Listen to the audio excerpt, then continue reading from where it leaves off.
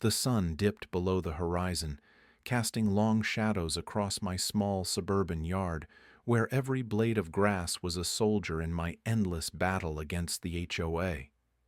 Our neighborhood was a place of pristine lawns and perfectly aligned mailboxes, a canvas painted with the same shade of compliance where individuality was often a silent casualty. Karen, the self-appointed guardian of uniformity, lived 2 doors down. Her house was a fortress of rules and regulations, her eyes always watching, always waiting to pounce on the slightest deviation from the neighborhood's unwritten code. And so, when the evening air hung still and expectant, I noticed the absence of squeaky toys strewn across the lawn, tokens of my dog's joyful exuberance.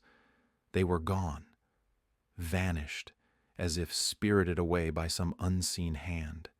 It wasn't difficult to imagine the culprit. Karen, with her disapproving gaze and penchant for passive-aggressive notes, had likely taken matters into her own hands. A silent crusader against chaos, she must have seen the colorful chaos as an affront to her orderly world. Her actions were as predictable as the sunrise, each petty transgression a footnote in her manifesto of control. I stood there, the cool evening breeze whispering through the leaves, and considered my next move. Anger bubbled beneath the surface, a quiet simmer that I refused to let boil over. Confrontation was a dance I had little interest in joining. Instead, I chose a different path. Calm, calculated. The next morning, as I sipped my coffee and watched the neighborhood hum to life, I decided to act, not with anger, but with precision. I documented the scene, an amateur detective capturing the evidence of intrusion, the flattened grass where toys once lay, the absence, speaking louder than words ever could. I found solace in the irony. Karen, so committed to the sanctity of property lines, had crossed them herself. Her hypocrisy was a gift, a neatly wrapped package I would patiently unwrap. I gathered my evidence, methodically assembling a case that required no raised voice or heated exchange. Time passed, the days stretching into weeks as I observed her routines, her self-assured patrols of the neighborhood. She was unaware of the silent watch I kept, the quiet rebellion brewing behind my stoic gaze. Each day, I added to my collection of notes and photos, a tapestry of her intrusion woven with threads of irony and justice. Finally, the moment arrived. A letter composed with care slipped into a crisp envelope. The words within were sharp, a reflection of her own barbs yet devoid of malice. It was a notice, a simple statement of fact. Her actions had consequences. Trespassing, a word that carried weight, a concept she would understand. As I placed the envelope in her mailbox, a quiet satisfaction settled over me. The sun dipped again, and the shadows lengthened once more. The neighborhood remained unchanged, yet everything felt different. The stage was set for the next act, the inevitable fallout of Karen's rigid worldview, colliding with the truth. I returned to my porch, my dog at my feet, and watched the world turn. The toys would be replaced, but the story had only just begun. And in the silence, I waited for the ripples of my actions to reach her door, knowing that sometimes silence speaks louder than words. The morning after I reported Karen for trespassing, the sky was heavy with the kind of clouds that seemed to press down on the earth, making everything feel smaller, closer. I stood in the kitchen sipping coffee and watching the street through the window. A quiet anticipation lingered in the air, as if the neighborhood itself was holding its breath, waiting for the next act in this suburban drama. It didn't take long. By mid-morning, a new notice appeared on my door, pinned with tacit precision. The paper was crisp, the ink uncompromising. My eyes scanned the official language, though my mind already knew what it was. An absurd citation, something about the height of my grass. I couldn't help but smile at the predictability of it all. Karen had indeed escalated. In every community there are unspoken rules, and Karen had mastered the art of bending them to her will. Her presence was a constant scrutinizing eyes behind lace curtains, always watching, always judging. She thrived on the silent power of the HOA, wielding it like a knight his sword. Yet her armor was thin, her motives transparent. Rumors began to circulate, whispered conversations at the mailboxes, eyes darting towards my property. The stories grew wilder with each retelling. Karen had been wronged. Karen was defending the community's standards. Karen was a hero, saving us from chaos. I listened amused at how quickly fiction can overtake truth. The citations multiplied like weeds after a summer rain.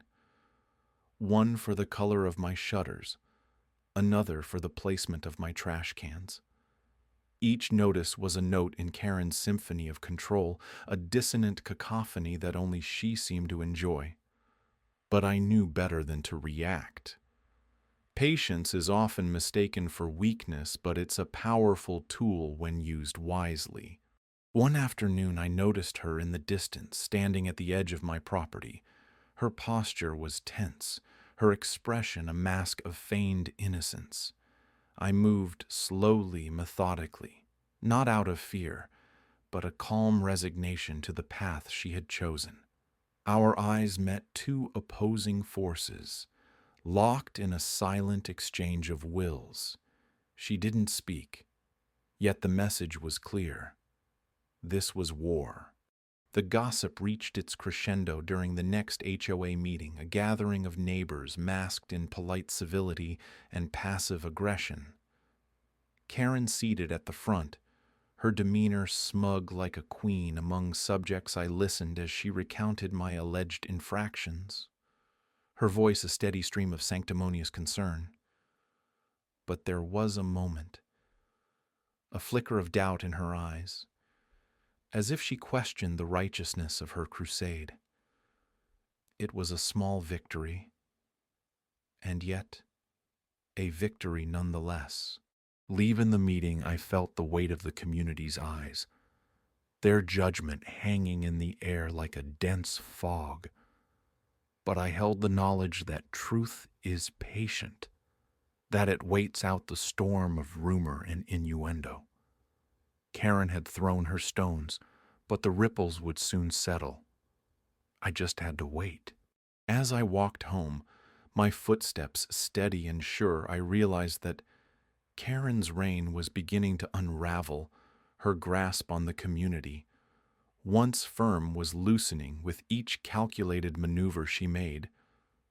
There's a certain irony in watching a self-appointed monarch topple under the weight of her own ambition.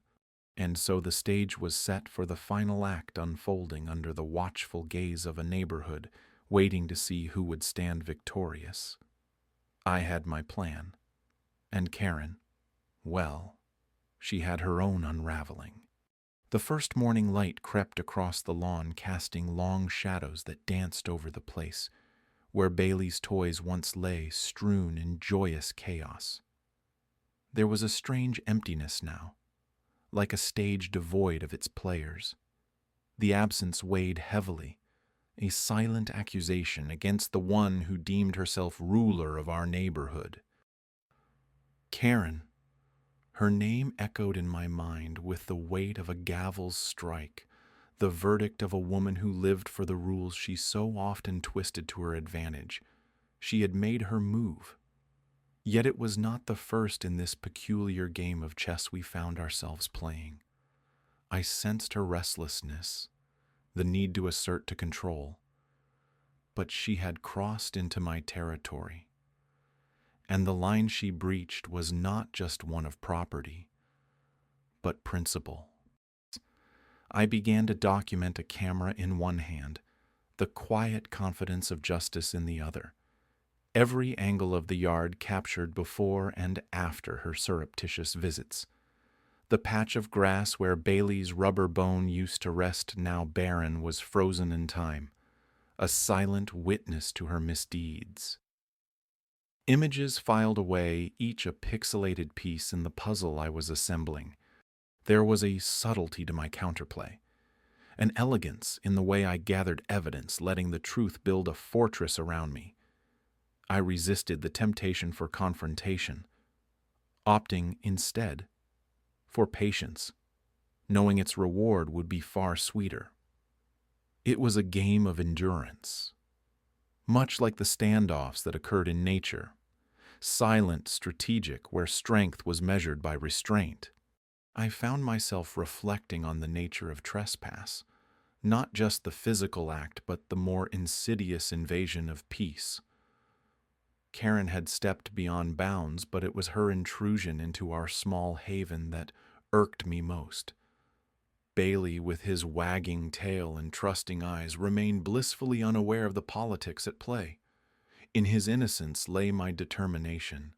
The plan unfurled with measured elegance, a tapestry woven with threads of quiet retribution.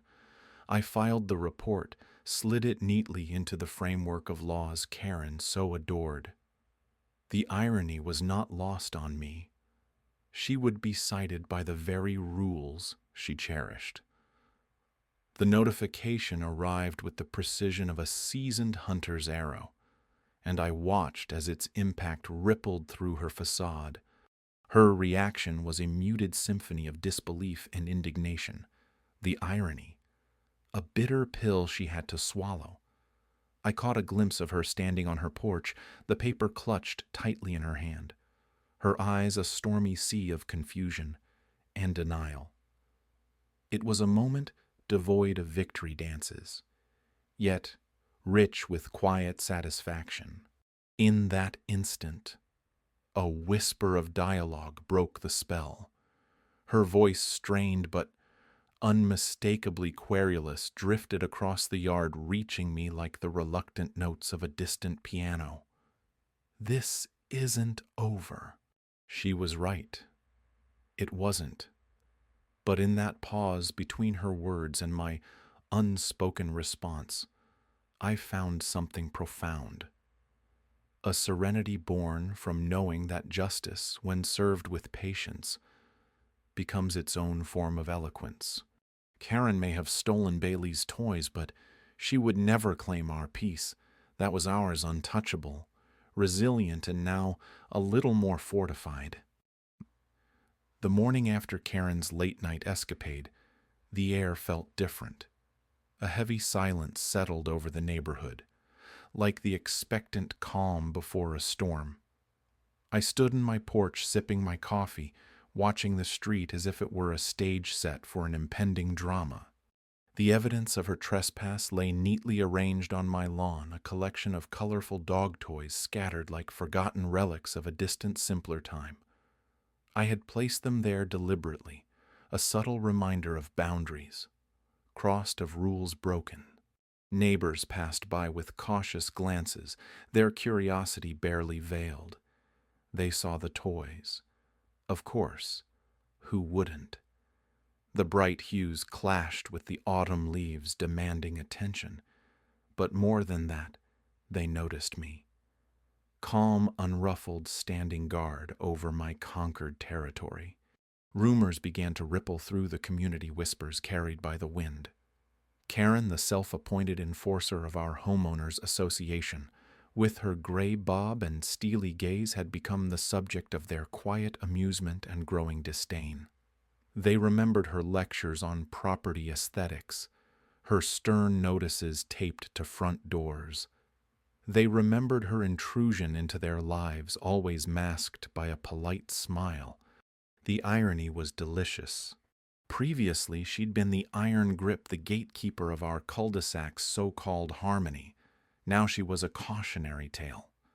Her reputation, once formidable, was now perforated by her own pettiness. The balance had shifted. I could feel the neighborhood lean towards me, an imperceptible but palpable change in allegiance. It was comforting, like the warmth of a bonfire on a chilly night. Karen's misstep had done more than steal my dog's toys. It had exposed the fragility of her power. In the days that followed, I noticed a change in the way neighbors interacted. Conversations grew more hushed. Eyes darted nervously towards her house as if expecting her to materialize at any moment, clipboard in hand, ready to dictate her next decree. Yet she remained conspicuously absent from the usual gatherings, the morning jogs, the porch-side chats. It was as if her own shadow had turned against her. I found solace in these small victories, in the way my neighbors began to nod at me, a silent acknowledgement of solidarity, in the shared glances that said more than words ever could. They saw me not as a rebel, but perhaps as an unwilling catalyst of our community's quiet rebellion. And then one afternoon, a neighbor approached me, a rare occurrence in our carefully cultivated lives of isolation. A soft-spoken woman with a kind face, the sort who always waves, but never stops to chat. Her eyes, though, told a story of their own, a plea for camaraderie, an unspoken alliance. With a brief nod, she murmured her approval, a gesture that carried the weight of the collective. It was the only dialogue necessary, a succinct acknowledgement that Karen's reign was not as absolute as once believed. The tension had shifted. Now it simmered beneath the surface, ready to burst forth at the slightest provocation. Karen had cast the first stone, but it was I who stood ready to shape the ripples into waves. I turned back towards my house, leaving the toys where they lay, a reminder, a warning, a turning point. I wondered how long it would take for Karen to realize that the storm was no longer on her side. The morning sun streamed through the thin branches of bare October trees, casting latticed shadows across my living room floor. I sat in my favorite armchair, mug of coffee cradled in my hands, the warmth of it seeping into my skin like a gentle reminder of simpler times. Outside, the world continued its unperturbed spin, indifferent to neighborhood dramas and personal vendettas. But today, the air felt different, charged like the quiet before a storm. Karen had trespassed literally and metaphorically across lines she might never have thought twice about.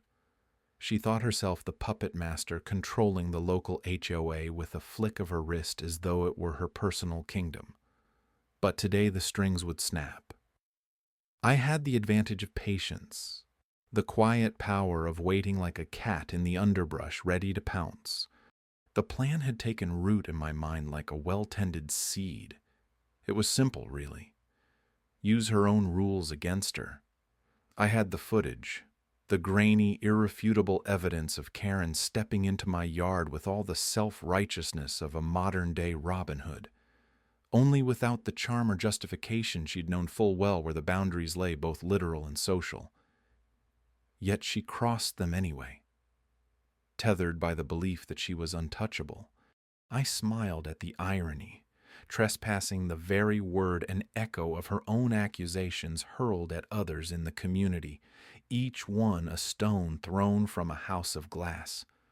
How fitting that her downfall rested on the same blade she'd wielded so mercilessly. The legal steps were surprisingly simple. A form, a signature, an affidavit neatly typed and filed. The wheels of justice turn slowly, but they do turn. I imagined the look on her face when the letter arrived, the crisp envelope so innocuous, containing within it the shifting of tides. Would she blanch? Would she rail against the injustice of it all? Would she finally see herself for what she was? I took another sip of coffee, savoring the deep, dark notes. The neighborhood carried on outside, oblivious to the small revolution unfolding. Kids played in the street, their laughter a soundtrack to my thoughts. The wind whispered secrets through the trees, tugging at the few leaves that stubbornly clung to branches. An unexpected calm settled over me. I hadn't been seeking revenge, not really. This was about balance, about recalibrating scales tipped too far by one person's misguided self-importance. I thought of the dog toys, the simple catalyst for such a complex chain of events. Who knew brightly colored rubber could wield such power? The afternoon unfolded lazily, each tick of the clock a countdown to a new reality. I imagined Karen opening her mail eyes, scanning the page, mouth morphing from disbelief to anger. It was a tableau vivant I relished despite myself. In the end, it wasn't about winning. It was about drawing boundaries in chalk or ink or invisible lines in the grass. It was about the quiet satisfaction of knowing justice had been served, not with a bang, but with a whisper. The sun dipped lower, painting the sky in shades of gold and rose. In that moment, I felt the universe settle into place. A jigsaw piece clicked into its rightful spot.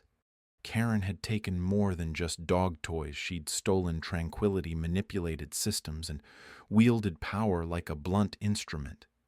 But today the scales tipped back ever so slightly. It was enough for now. The day broke with a tentative sky, as if unsure whether to clear away the clouds or let them linger. I had awakened from a dreamless sleep, feeling the weight of resolution on my chest. The air was thick with anticipation, the kind that hangs around just before a summer storm. The community meeting was set for late afternoon, a time when shadows lengthen and truths come out of hiding. As I prepared for the day, I sensed an unusual calm. It was the calm of inevitability, the quiet before the unraveling of a tangled knot. Walking to the community center, I observed the neighborhood in its predictable rhythm. Lawns trimmed to precision, mailboxes standing like sentinels, children's bicycles laid against fences.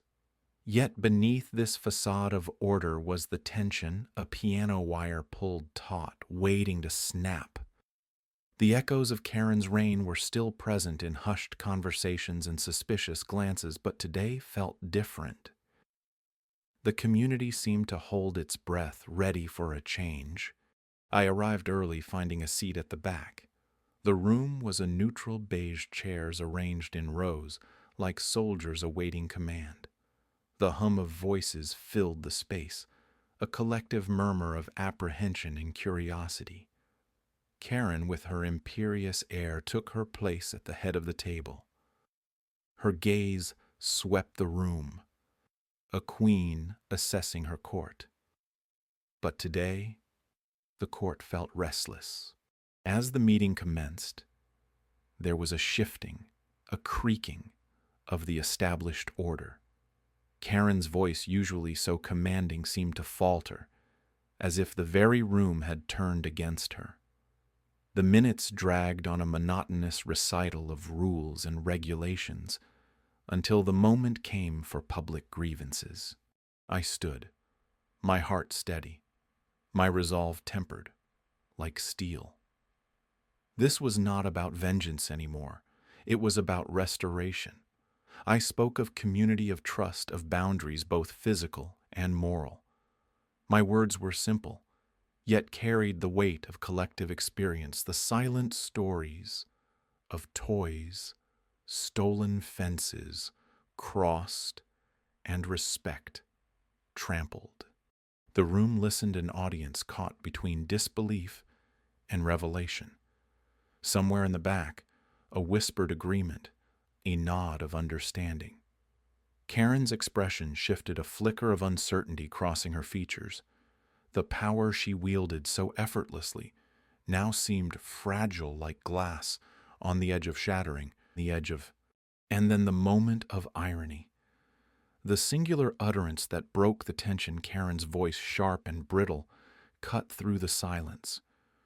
"Who are you to judge?" Her question hung in the air, a misguided arrow, missing its mark. I met her gaze calm and unwavering. We, the community, were the ones to judge. It was a realization that dawned collectively, a silent verdict passed. As the meeting drew to a close, the decision was made. Karen was to step down, her role diminished to a mere figurehead. The community would steer itself, guided by a newly formed council, diverse and inclusive. Walking home, I felt the neighborhood breathe a sigh of relief washing over its streets. The storm had passed, leaving in its wake a clearer sky and a renewed sense of camaraderie. The stolen toys were just symbols in the end, but their return heralded a new beginning. The narrative of revenge had transformed, evolving into something more profound, a story of reclamation and unity. As I reached my yard, I saw my dog tail wagging, eyes bright with trust. The toys lay scattered, once again his to enjoy. And in that moment I understood the power of quiet resolve and the beauty of a community restored.